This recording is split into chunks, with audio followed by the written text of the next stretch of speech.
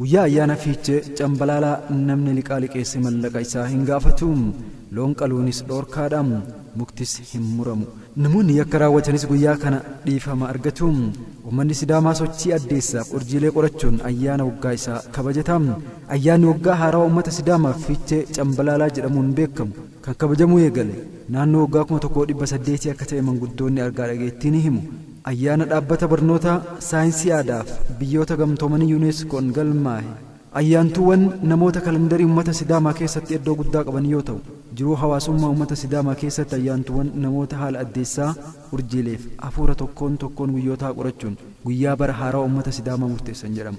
Beekumsi ayyaantummaa dhalootaan maatii irraa gara ijoolleetti illee akka darbu tokkoon gosoota Sidaamaa ayyaantuuwwan mataa isaanii ni qabu jedhama.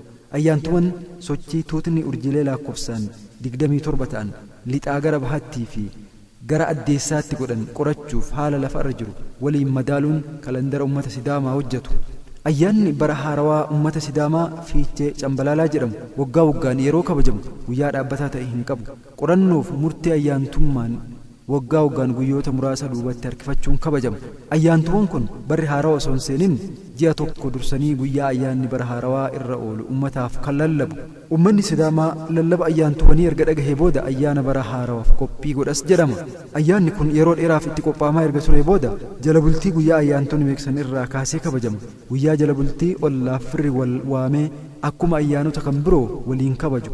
Kan kabajamus nyaata boorshaamee jedhamu kan warqee yookiin qoccoo irraa tolfamuuf aannaniin. Ayyaanni fiichee cambalaalaa warra Sidaamaa ayyaana araaraa lola irraa bilisa ta'es jedhama. Ayyaanni fiichee cambalaalaa irrattis sirboota aadaa sirbuuf nyaata aadaa qopheessanii soorachuun dabalataan sirnoonni adda addaa ni raawwatama. Sirboonni aadaa qeexala nyafaroof kan kana fakkaatan ni sirbamu. Qeexala kan jedhamu gamtaan kan sirbamu yeroo ta'u biyyaaf bara jaarsolee aanga'ootaaf namoota beekamoo faarsaa sirbu.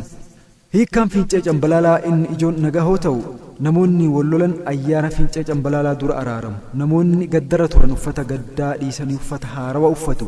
Shamarreen baranoo taate yookiin tan bara kana heerumte ayyaana kanarratti dubartoota birootti makamuun yeroo misurummaa ishee xumurti.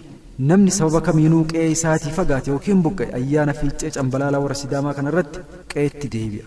Akka jarri jedhanitti kana malees ayyaana kanaaf horiin hin qalamu, foon hin nyaatamu, horii dhahuun yookiin reebuun hin danda'amu, loowwan marga caffee qophaa'eef akka dheedan godhama. Ayyaana fiichee cambalaalaa irratti lafa qotuun yookiin ooyiruu qotachuun uummata Sidaamaa biratti safuudha. Sababni isaa ayyaanichi kan namaa qofa osoo hin taane kan uumama biraatillee akka ta'etu dubbatama. Hulluuqaa kan jedhamus jira ayyaana fiichee cambalaalaa warra Sidaamaa keessatti. Fiicheen jala bultii ayyaana bara haarawaa uummata Sidaamaa yeroo ta'u cambalaalaan immoo guyyaa jalqaba bara haarawaati. Taateen uummanni Sidaamaa bara tokko gara bara isaa biraatti cehuu isaanii ittiin agarsiisan hulluuqaa jedhamuun beekama. Hulluuqaa wanta bifa golboo qabuu fi leemmanii fi baala jiidhaa irraa hojjetamedha. Hulluuqaan sadarkaa maatiif hawaasaatti kan adeemsifamu yeroo ta'u yeroo barri haarawaan seenutti namni loowwan hulluuqaa kana keessa akka darban godha. Uummanni Sidaamaa wayita ayyaana bara haarawaa simatan barri haarawa bara milkii akka ta'uuf fiichee jeejii jechuun wal eebbisu. Keroo xummaa Sidaamu